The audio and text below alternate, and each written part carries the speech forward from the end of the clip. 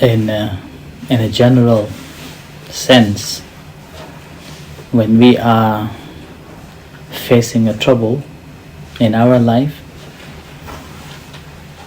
we will be trying to solve that problem in a different ways and different forms, and whatever possible ways we try to find it out.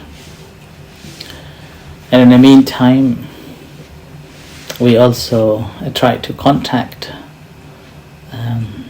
people that we think they can help us at least to find the way or a solution. So we basically sat on that problem, and investigating it and continuously working on that non-stop. And then we will be like even I can't sleep, sleepless nights, when emotionally very down, mind becomes very clouded and always disturbed by that trouble, goes on with like that. And as a result of that, our mind becomes so focused on the tasks to solve it. And with that, whatever we do, whatever we think, whatever even to speak, we will be trying to speak on that a landscape, probably, on that principle. And the more we dive into that, and our mind gradually seeps into it, and the mind gradually grasps on anything that's satisfied, and then feel that that is the way. That may not be the real way, but at least for that time we feel that that is the way. So then we take it on and we believe in it. And gradually from that thinking we began to believe in, and gradually changing into our behavior. And not only behavior, that we behave in that certain ways, we also think that that is the only way, and that is the path. And that also shapes our way of living. And then with that, we again develop certain perspectives, certain agendas, and certain views in it. And oftentimes this is based on so-called the delusional mental states. And then that's driven by our greed, so satisfaction of what I think I am satisfied with. So this is a very important fact that we got to be very careful with. And these things happen simply because the day-to-day experience that we have with the world, and then we simply engage in it. But in a reality, as we may have, you may have experienced it as well, that this body doesn't feel, doesn't absorb anything, but only a vessel to pass through.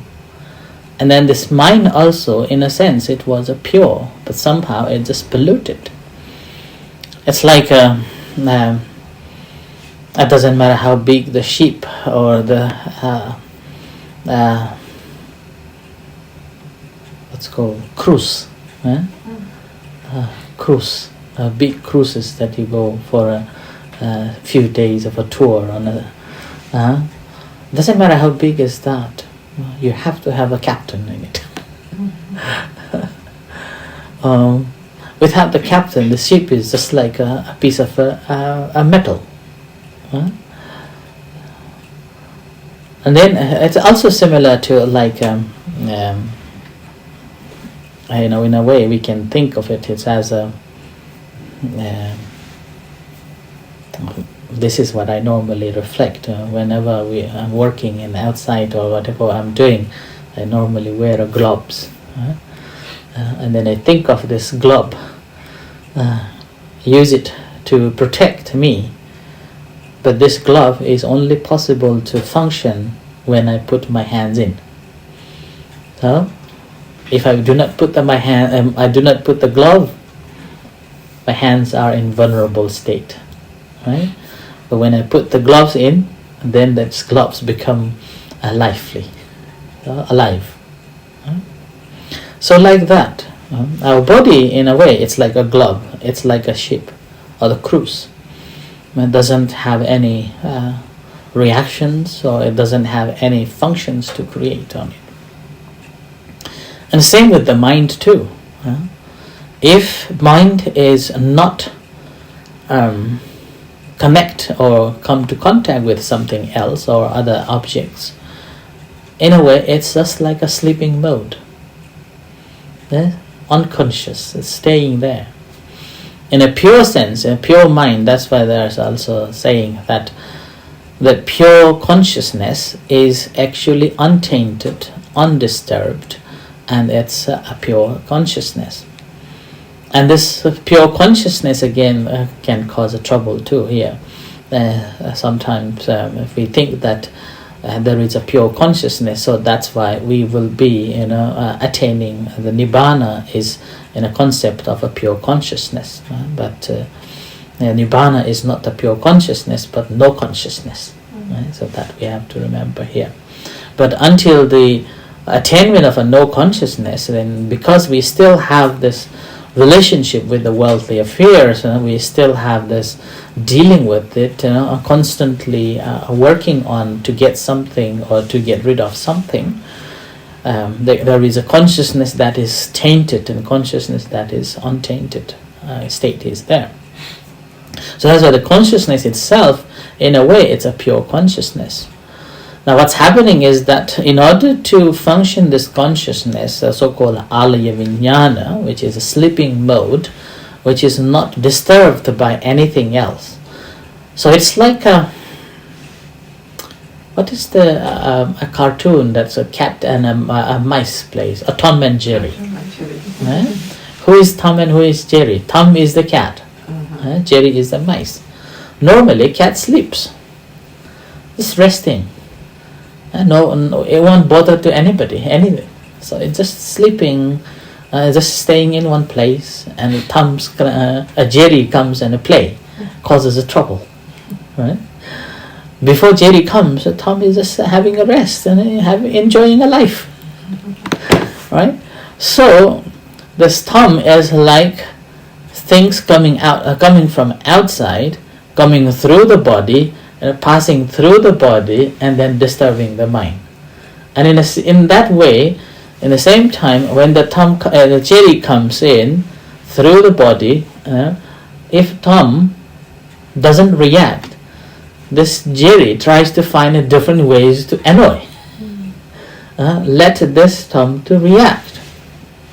So that's how then everything troubles begins from there.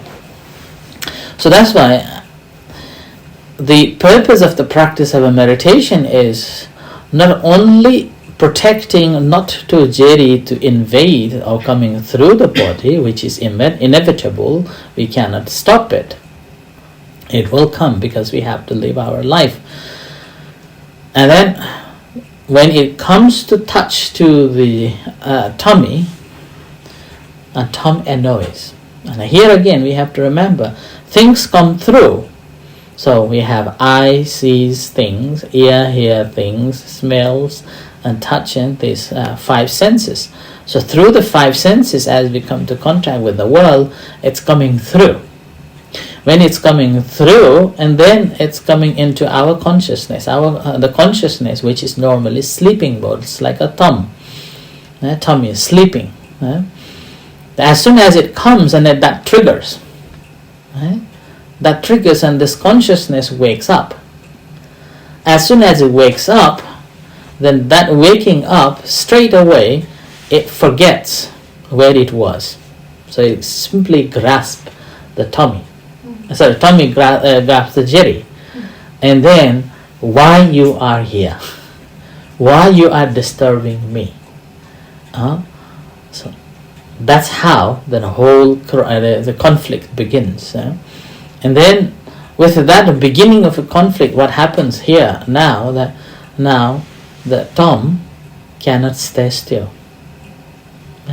Takes in, engage in, work on it, try to eliminate the mice. So that happens with our life as well.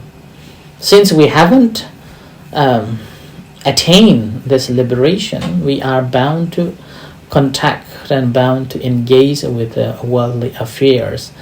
And then with that, we spend a lot of time dealing with it. And that dealing, basically, this pure consciousness getting polluted after polluted, become more tainted. Pollution begins more and more. The more this pollution begins, then we try to put ourselves in a certain perspective, thinking that that will help me to have a good life. And then with that certain perspectives, then we will be working on that by by trying to satisfy our desires.